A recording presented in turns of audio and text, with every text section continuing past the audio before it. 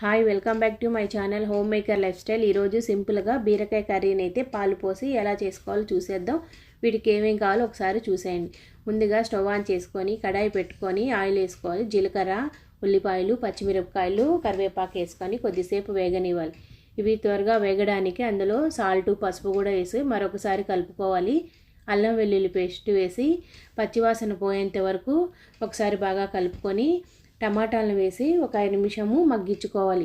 టమాటాలు బాగా మగ్గిన తర్వాత బీరకాయ ముక్కలు కూడా వేసి 1 నిమిషం మొత్తం బాగా కలుపుకొని అందులో కొంచెం వాటర్ వేసుకొని మూత పెట్టి ఒక 5 నిమిషాలు ఉడకనివ్వాలి।